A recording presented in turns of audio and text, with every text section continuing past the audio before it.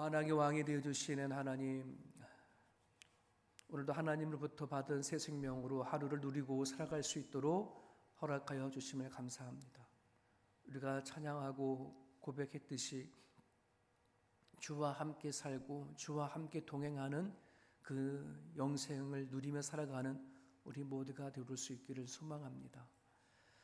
우리 앞에 닥치는 수많은 아픔들과 수많은 문제들이 있지만 기꺼이 우리를 위하여 온 삶과 희생을 해주신 예수 그리스도 따라가기에 부족함이 없도록 주만 바라보고 살아갈 수 있는 우리 모두가 되어줄 수 있도록 성령 하나님 도와주시기를 기도합니다. 어느덧 한 주말의 끝이 왔고 한 주를 또 시작하는 날들이 다가옵니다. 특별히 예배하는 날들을 주께서 기억하여 주시옵시고 성도들 한 사람 한 사람들 그 예배를 통하여 하나님과의 깊은 관계가 형성이 되어줄 수 있도록 도와주시고 성령 하나님을 깊이 알아가는 시간이 되어줄 수 있도록 도와주셔서 살아간 삶의 그 자리 가운데 예수 그리스도의 능력을 경험하고 살아갈 수 있도록 우리 하나님 붙잡아 주시옵소서. 오늘도 찬바람을 맞으며 주 옆에 나와 기도하는 하나님의 권속들을 통하여 하나님의 선하신 일들을 이뤄내 주시기를 간절히 바라며 예수님의 이름으로 기도합니다. 아멘. 오늘 말씀은 역대상 16장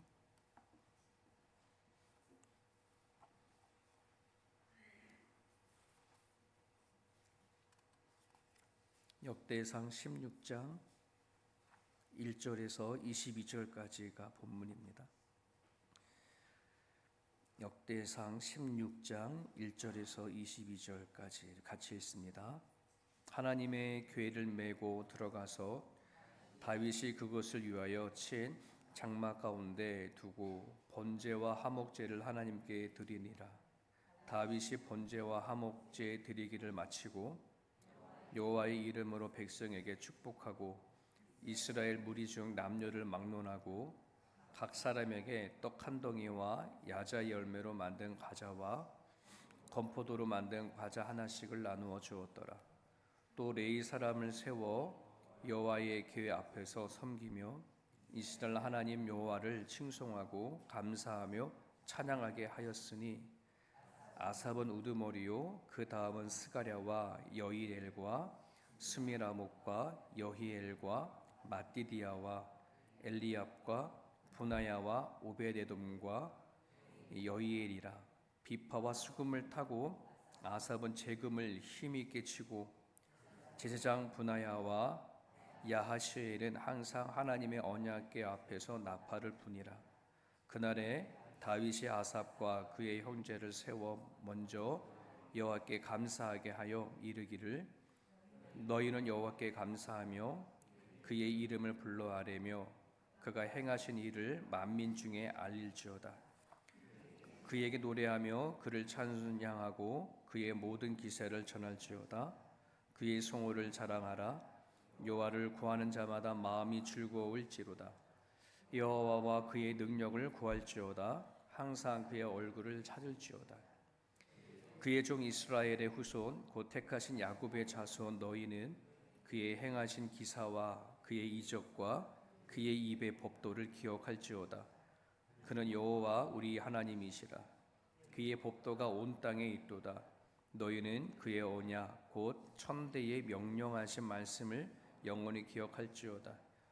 이것은 아브라함에게 하신 언약이며 이삭에게 행하신 맹세이며 이는 야곱에게 세우신 율례 곧 이스라엘에게 하신 영원한 언약이라. 이르시기를 내가 가나안 땅을 내게 주어 너희 기업의 지경이 되게 하리라 하셨도다. 그때에 너희 사람 수가 적어서 보잘것없으며 그 땅에 객이 되어 이 민족에게서 저 민족에게로 이 나라에서 다른 백성에게로 유량하였도다. 여호와께서는 사람이 그들을 해하기를 용납하지 아니하시고 그들 때문에 왕들을 꾸짖어 이르시기를 나의 기름 부은 자에게 손을 대지 말며 나의 선지자를 해하지 말라 하셨도다. 아멘. 아멘.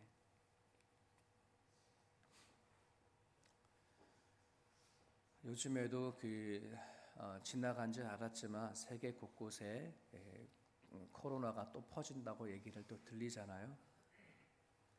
2019년으로 우리는 기억합니다. 코로나19. 전 세계를 덮었던 전염병이었고, 그리고 그것으로 인해서 수많은 사람들이 목숨을 잃었죠. 우리가 성경을 보게 되어지면 이 전염병이라고 한다는 것이 하나님이 세상을 다스리는 하나의 도구로 쓰여진 것을 볼 수 있어요.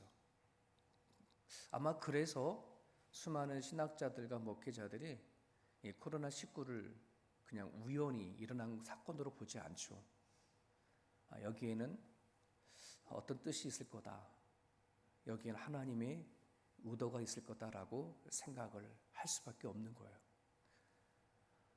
날아가는 새 한 마리도 하나님이 그냥 떨어뜨리지 아니하시는데 전염병이 온 세상을 덮어서 그 수많은 사람이 죽었을 때에 거기에 하나님의 뜻이 없다? 여기에 하나님이 우리에게 주시는 메시지가 없다? 그건 잘못되어진 시각인 거죠. 많은 신학자들은 몰두했어요. 도대체 하나님의 이 사인이 뭘까? 이 사인이 뭘까? 전염병이라고 한다는 것은 사람과 사람한테 이렇게 옮기는 거잖아요. 사람들이 같이 모이면 안 된다고. 우리 교회가 코로나가 터졌을 때 가장 욕을 먹었던 거가 어떻게 해서 자꾸 모여서 예배하려고 하니까 하나님이냐 전염병이냐 이런까지 얘기가 나왔으니, 그런 걸 생각해 보면 왜 하나님은 굳이 이 코로나 안에 하나님 메시지가 있다 그러면 왜 오늘날 같이 모여서 예배를 드려지는 이 기독교의 이 형태가 타격을 받는 이런 전염병이었을까? 이거는 우리가 하나님 앞에 예배를 드리지 못하는 것만뿐만 아니라 하나님이 우리를 통해서 영화롭기도 받지 못하자는 거예요. 그렇죠? 하나님이 사람들을 통해서 경배받는 것도 못하는 거잖아요. 이런 성경에 보면 북이스라엘과 남유다가 하나님을 향한 제사가 없어서 멸망이 되어진 것이 아니라 정말 그들이 제사를 드리지만은 하나님에 대한 진정한 마음, 하나님과 정말 동행하고자 원하는 그 마음이 없기 때문에 멸망한 것을 우리는 압니다. 그런 부분들이 있어서 하나님은 이 세상을 향한 예배자들을 향한 경고의 메시지가 아니었을까? 많은 신학자들은 그렇게 생각을 합니다. 그래서 코로나 이후에 명확해진 두 가지 그룹이 있어요. 예배에 대해서 더 막 사모하는 사람들이 있고, 또 예배에 대해서 덜 사모하는 사람으로 이렇게 나눠져 버려요. 그 전에는 다 잘 몰랐어. 그냥 예배가 그냥 교회에서 예배를 드리니까, 믿는 사람은 당연히 교회를 다녀야 되니까 막 이런 거였거든요. 근데 코로나 시대를 접어들면서 명확해지기 시작을 해요. 하나님에 대해서 더 사모할 자는 더 사모하게 되는 거고, 그러지 아니할 사람들은 그냥 대충 드려지는 그 예배의 흐름이 생겨나게 됩니다. 온라인 예배가 등장하게 되어지고 심지어 온라인 교회까지 만들어지는 시대 속에 우리는 살아갑니다. 어디서든지 예배할 수 있고, 그리고 시간 될 때 언제든지 영상을 보고 예배할 수가 있는 시대가 되어버렸습니다. 이제는 하나님에 대한 임재의 반응이 아니라 하나님에 대한 헌신과 하나님을 향한 감사로 드려지는 개념의 예배가 아니라 내 중심의 예배가 되어버렸습니다. 쉽게 말하면 내가 영적 서비스를 받는 시대가 되어진 거예요. 내 필요에 의해서 예배를 드릴 수 있는 그런 시대가 되어버린 겁니다. 예배는 쇼가 아닌데 쇼가 되어버렸습니다. 성도들은 예배자가 아닌 관객자가 되어버렸습니다. 더 많은 사람들이 예배를 드리는 것이 필수적인 이유가 아니라 선택적인 종교 활동이 되어버리는 것이 또 오늘 이 시대입니다. 하나님께서 코로나를 통해서 이거를 정리하지 않으셨을까 이런 생각을 해보게 됩니다. 진심으로 예배할 자와 자신의 입맛에 따라서 예배할 자를 하나님은 구별해 놓지 않으셨을까? 겨울에 이 아침에 새벽에 나와서 이렇게 하나님 예배한다는 거 참 쉽지 않아요. 정말 내 마음을 단단하게 먹지 않으면 내가 내일 아침에 일어나서 가겠다라고 하는 각오가 있지 않으면은 이 추운 아침에 굳이 그죠? 여기 밥이 나옵니까? 뭐 돈이 나옵니까? 뭐가 나옵니까? 하나님을 사모할 자, 내가 예배에 대한 그 사모함이 없이는 정말 이 시대에는 내가 헌신하고 희생하고자 하면 그것까지 드리면서 예배하려고 하는 사람들이 많지가 않습니다. 오늘 이 역대상 16장은요 정말 진정한 예배가 뭔가, 오늘 우리가 회복되어지는 예배가 뭔가 하는 것을 기록하고 있는 그런 메시지가 담겨져 있어요. 여러분들이 매일 성경을 계속해서 이렇게 읽어와서 알다시피 다윗이 사모했던 언약궤가 예루살렘 안으로 들어왔어요. 너무 좋았고 너무나 기뻐서 막 언약궤가 들어와서 막 옷도 벗어진지 모르고 춤췄던 다윗의 모습이 앞에 있었잖아요. 그렇게 언약궤가 예루살렘에 들어와서 안착되어진 다음에 번제와 화목제를 드렸어요. 하나님을 향한 죄에 대한 고백을 하고, 그리고 하나님과 인간 사이에 막혔던 담들이 무너뜨려지는 그 하나님의 관계성이 예배를 드린 거예요. 그리고 나서는 다윗이 뭘 했다 그럽니까? 3절에 보면 이스라엘 무리 중 남녀를 막론하고 각 사람에게 떡 한 덩어리와 야자 열매로 만든 과자, 건포도로 만든 과자를 하나씩 줬다. 사무엘의 하 6장에 보면 요 내용이 또 나오거든요. 거기는 야자 과자 말 대신에 고기 한 덩어리 줬다 이런 얘기를 이게 기록되어 있어요. 뭐 과자를 왜 여기는 야자 과자를 줬고 거기는 고기를 줬냐 이거 따지는 게 아니라,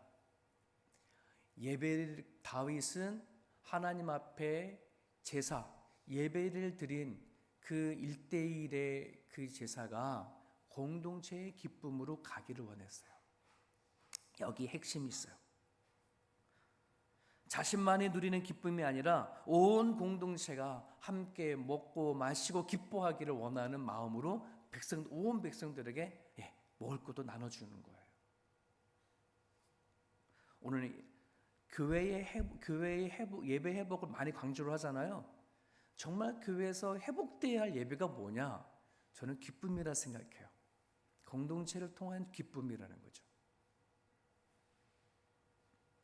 앞에 보는 법을 말했던 것처럼 코로나 이후에 이 예배가 공동체의 기쁨이 자꾸 사라져요.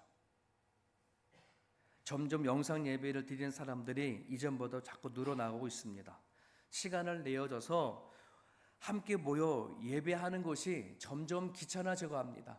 바쁜 시대 속에 같이 모여서 예배하는 것이 점점 귀찮아지니 편리한 곳을 자꾸 찾아서 예배를 합니다. 예배 안 드리면 어떻게 돼요? 찝찝해요. 그건 어쩔 수 없는 것 같아요. 옛날부터 드려왔기 때문에. 예배를 안 드리기는 좀 찝찝하니까 그래도 영상 예배를 통해서 나름대로 스스로 위로를 삼는 그런 성도들이 이 시대에 참 많이 있습니다.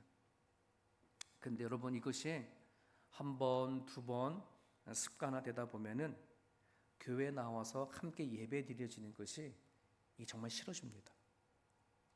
귀찮아지고, 왜 굳이 뭐 집에서 같이 가족들하고 예배를 드리면 그럼 예배가 아니냐? 예전에 신학적이지 않았던 사람들이 이제는 자기 편리를 위해서 신학적으로 생각을 하는 경우들이 되게 많아요. 예배란 뭐냐? 이런 식으로. 성경에 보면은 하나님은 이 당신의 백성들과 제사를 드려지는 이 관계 안에 끊임없는 공동체 안의 기쁨과 화합, 이걸 되게 강조를 많이 하거든요. 그런 부분들 안에 있어서 저는 오늘날 현대의 교회는 공동체의 기쁨이 회복이 되어져야 된다고 저는 믿어요. 저희 교회가 이렇게 그 1년에 한 서너 번 정도 우리 어린아이들과 다 같이 예배드리는 그 연합 예배가 있죠.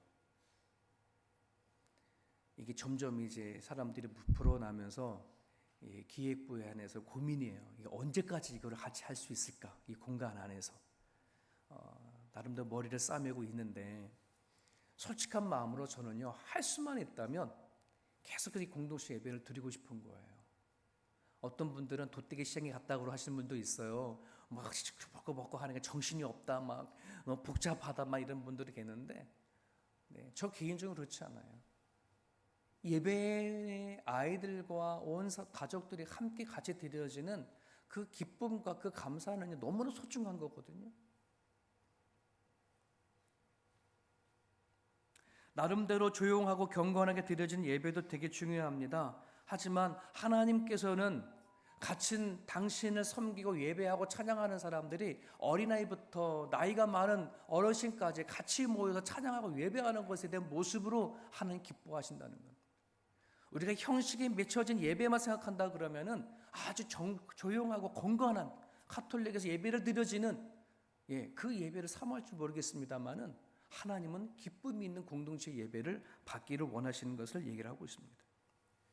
다윗은 먹을 것만 함께 나누는 것뿐만 아니라 기쁨을 나누는 것에 멈추지 않아요. 레위 사람들을 세워가지고 뭘 만들어요? 찬양대를 조직을 합니다. 찬양대를 세워서 악기를 연주하고 노래를 하는데, 그 이유가 뭐냐? 7절과 8절에 얘기 나옵니다. 하나님께서 지금까지 이스라엘 백성들에게 행하신 일들을 수많은 사람들에게 알리게 하고 그리고 감사하게 하기 위해서 찬양대를 세워요.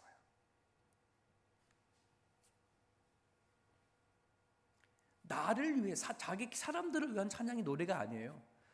우리 개인 사람들이 흥겹게 하기 위해서 찬양대를 세운 게 아니라, 하나님이 지금까지 우리에게 행하신 것을 감사하는 것을 감사하고 또 사람들에게 그것을 알리기 위해서. 오늘 현대의 예배 안에서 회복되어야 될 것이 있다면 이 감사예요. 감사.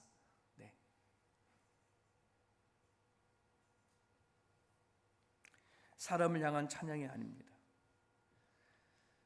찬양 가사 한 구절 한 구절 이렇게 보면 주일마다 PPT 나오잖아요. 그 가사를 하나씩 보게 되면 하나님께서 우리들에게 향하신 그것을 자꾸 드러내고 얘기하는 것이지, 어떤 우리 인간의 마음 그게 별로 아니거든요. 하나님을 향한 노래가 아니라 나를 향한 노래라면 그것은 아마 가요일 것입니다. 저는 그런 의미에서 저희 세움교회가 찬양이 어린아이부터 시작해서 작년에 이렇게까지 찬양의 소리가 더 커졌으면 좋겠어요. 정말 그거는 하나님을 높이는 겁니다. 우리에게 향하신 것들이, 일들이 어떤 것인지를 드러내는 것입니다. 그러할 때에 예배 안에 기쁨이 있고 즐거움이 있어요. 예배가 따분하거나 예배가 은혜가 되지 않는 것은 내 안에 감사가 일어나지 아니하게 되어져 버리면 그 예배는 즐겁지가 않아요. 그냥 한 시간 동안 앉아있다가 가는 아주 따분하고 지루한 시간밖에 되지가 않는다는 거죠. 오늘 우리들에게 예배가 회복되어야 될 것은 기쁨뿐만 아니라 하나님을 향한 감사가 회복이 되어져야 되는 것을 얘기를 하고 있습니다. 그런데 그 감사는 저절로 이루어지지 않아요. 11절이 봅니다.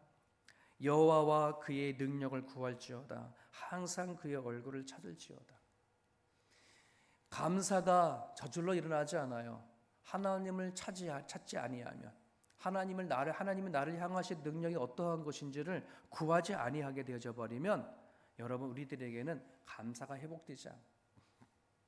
그래서 찬양과 기도는 항상 같이 가요. 찬양만 하고 끝나면 안 돼.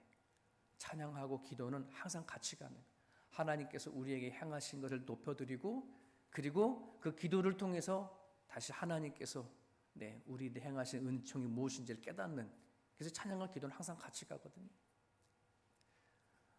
이 아침 나와서 기도하신 여러분들에게, 저 세움교회에게 기도의 영이 임해달라고 기도해 주셨으면 좋겠습니다. 찬양이 각각 곳곳에서 나름대로 이렇게 힘있게 찬양을 이제 드려지는 것들이 조금씩 세워져 가고 있거든요. 근데 글로만 끝나면 안 돼요. 하나님을 향한 기도가 같이 가야 된다는, 기도의 영이 임해달라고 기도해 주시길 바랍니다. 우리 하나 더 보겠습니다.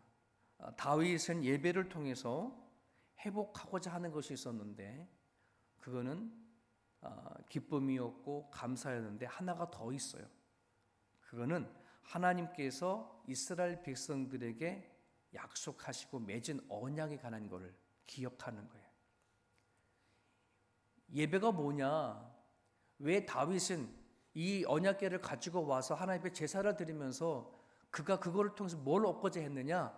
하나님이 이스라엘 백성들에게 맺은 영원한 언약을 기억하기 위한 것. 이것은 오늘 우리들에게도 적용이 됩니다. 왜 예배 드리느냐? 왜 주일날 와가지고서는 우리는 매주마다 이 한 시간의 예배를 왜 드려야 되어지느냐?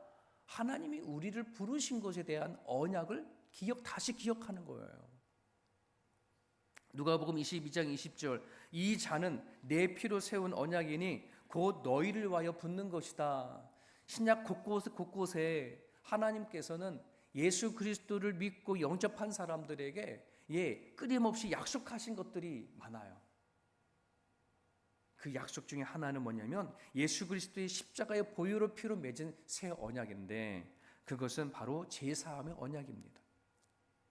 하나님께서 우리들의 죄를 사하여 주셨다라고 하는 것. 한 주간에 우리는 늘 살아가면서 알게 모르게 죄도 짓고 하잖아요. 근데 우리 예배를 통해서 다시 죄된 모습을 다시 인식하고 하나님이 베푸신 은혜를 얻기 위한 그 죄사함의 언약을 기억하는 겁니다.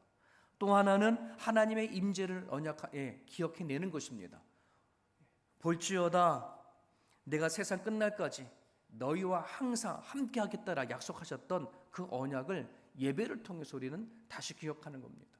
그렇지, 한 주간 동안 내가 하나님 없이 살아왔던 내 이 삶을 다시 하나님 앞에 나와서 고백하면서 주와 함께 살겠다고, 함께 동행하겠다라고 하는 그 언약을 붙잡는 시간이 예배의 시간입니다. 그뿐만 아니라 새 생명에 대한 언약, 하나님의 백성으로서 부르심에 대한 언약, 내가 너희를 통해서 하나님 나라를 세워가겠다라고 하는 이 언약들이 신약 안에서 가득 채워져 있어요. 그냥 주일날 와가지고서는 하나님 앞에 찬양하고 기도하고 말씀 듣는 게 다가 아니에요. 우리가 회복되어야 될 것은 뭐냐면 하나님이 나를 부르시고 나를 이 자리에 있게 하신 것에 대한 그 약속이 뭐냐라고 하는 것을 다시 재인식하는 것, 기억해내는 것, 이게 예배에 회복되어져야 되는 부분들입니다. 이 회복이 있지 아니하게 되면은요, 우리 그리스도인의 정체성을 잃어버려요. 우리가 살아간 삶의 현장에 천장에 나갔을 때에 내가 왜 하나님 안에 살아내야 하는가라고 하는 이 정체성을 잃어버립니다. 가정 안에서든 내가 일터의 안에서든 교회가 아닌 세상 바깥에서 하나님 안에 살아내려고 한다면은 하나님의 약속을 붙잡아야 되거든. 내가 어떤 사람이냐, 어떤 부름을 받았느냐, 어떤 약속을 지금 붙잡고 살아가느냐라고 하는 것이 이 예배를 통해서 회복되어야 됩니다.